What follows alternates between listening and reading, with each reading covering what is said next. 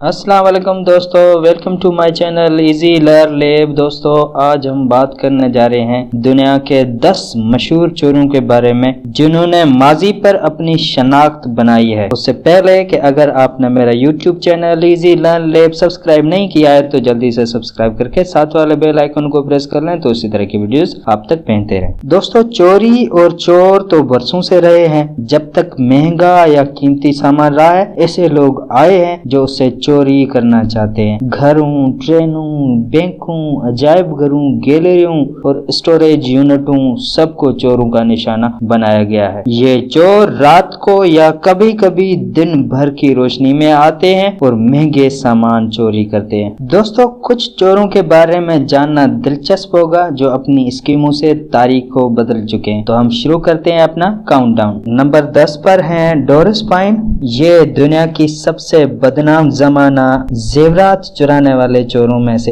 एक है। इसकी 6 दहाइयों की मुजरमाना सरगर्मी को 2013 की एक दस्तावेज फिल्म ने अमर कर दिया था। हैरान की बात यह है कि इस फिल्म में इस खुद ने अदाकारी की थी। ये अक्सर एक अमीर गाहक बनकर ज्वेलरी के शॉप पर जाती थी और वहां पर बहुत ज्यादा पैसे होने वाले की एक्टिंग करती थी। ये मुख्तलिफ दुकानों में चीजों को गौर से देखती थी और जैसे ही दुकानदार की नजर दूसरे काम पर पड़ती थी ये अपनी पसंद की चीज लेकर अपने सूटकेस में लगा देती। आखिरकार ये पकड़ी गई और 2011 में से जेल भेजा गया। इस वक्त इसकी उम्र 80 साल के करीब थी। इनको अमेरिका में कई बार हीरे के अंगूठियों को चुराते हुए गिरफ्तार किया गया था। इसी तरह 9वें नंबर पर हैं डेरेक बर्टी सिमिल्स। दोस्तों 1960 और 1970 वाली दहाई बरतानवी चोरों के लिए चोरी करने का एक सुनहरा दौर था। उस वक्त बर्टी एक सरगर्म चोर के नाम के तौर पर सामने आया। इसने चोरी का काम अपनी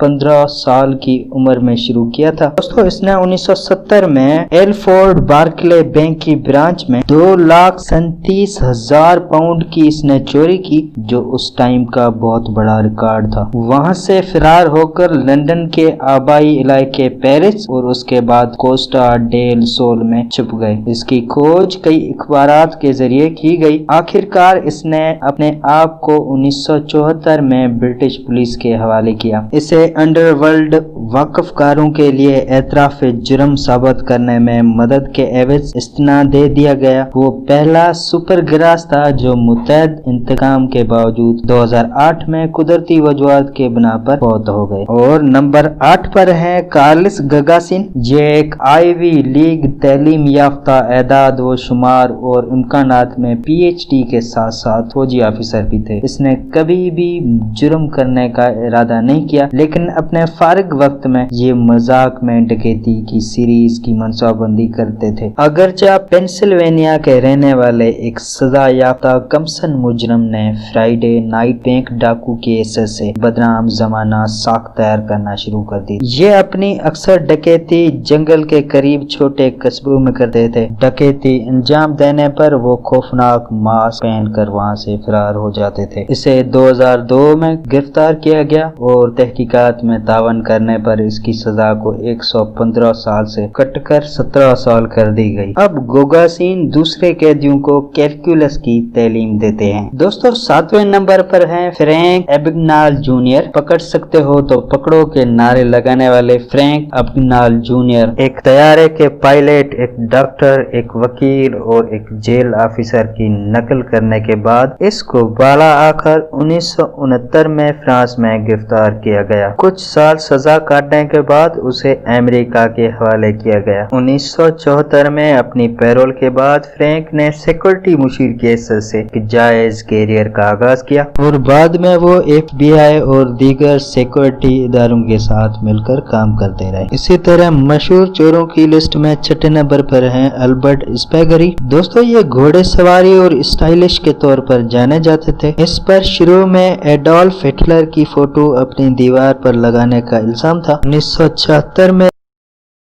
डकैती के बाद कई फ्रांसीसियों को लूटने के बाद जब उसने नीस की सोसाइटी गोनेराल बैंक को लूटने की कोशिश की तो वहां से गिरफ्तार हो गए और बाद में जेल से भी फरार हो गए। इसने 1999 में गले की कैंसर से मरने से पहले शायद अर्जेंटाइन में अपनी जिंदगी के बाकी हिस्सों को भागते हुए गुजारा। अच्छा, इसकी डकैती की रकम कभी भी मिल ना सकी। तो 5वें नंबर पर है जेसे जेम्स। अमेरिकी सिविल वार के दौर का मशहूर जमाना ये चोर जेम्स यंगर नामी एक गैंग के सरबराह थे। आइवा और टेक्सास में कई सारी डकैतियां की और वो हमेशा डकैती लोगों के हुजूम में करता था। जेम्स को एक और जानने वाले मुजरिम रॉबर्ट फोर्ड ने 1882 में गोली मारकर हलाक कर दिया था। दोस्तों, नंबर 4 पर है बिल मेसन। ये एक नरम मजाज नौजवान और जेवरात चोरी करने वाला चोर था। दोस्तों, बिल मेसन ने ग्लैमरस हाई सोसाइटी में शिरकत करने वाले मेहमानों को अंधा करके 35 मिलियन के जेवरात चोरी किए। मेहमानों में कई सारी मशहूर शख्सियात भी शामिल थी। 2004 की एक डॉक्यूमेंट्री में उसने अपनी चोरी का एतराफ करते हुए बताया कि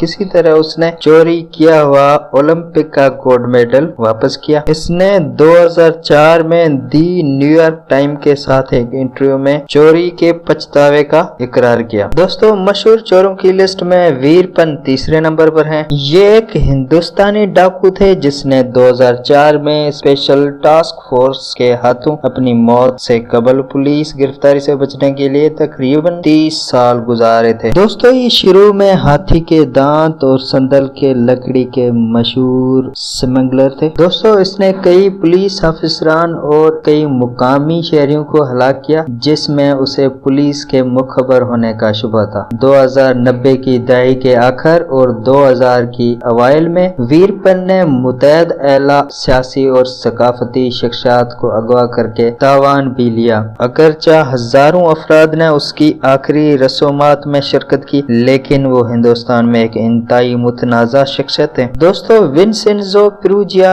मशहूर चोरों की फहरिस्त में दूसरे नंबर पर है। ये फनी चोरों में माहिर जाना जाता था। 1911 में वो पेरिस के लवेर म्यूजियम में कारकुन के तौर पर बेस बदल कर दाखिल हुआ। मोनालिसा को उसके फ्रेम से हटाकर अपनी पोशाक के नीचे छुपाकर सीधे सामने वाले दरवाजे से बाहर निकल गया। 2 साल के बाद बाला आकर वो पकड़ा गया। अदालत और उसे सजा देने वालों का ख्याल था कि वो मोहिबे वतन के तौर पर पेंटिंग को वापस इटली को देना चाहता है, जिसके लिए सिर्फ उसको 1 साल की सजा दी गई। इसने पहली आलमी जंग के दौरान इटालियन फौज में खिदमत भी सर अंजाम दिए। इनकी मौत 1925 में 44 साल की उम्र में दिल का दौरा पड़ने से हुई। दोस्तों, अब बात करते हैं मशहूर चोरों की फहरिस्त में शामिल पहले नंबर पर चोर जो है उनका नाम है नटवर लाल। ये पेशे के तौर पर एक वकील थे और इसका पूरा नाम मथलीश कुमार श्रीवास्तव था।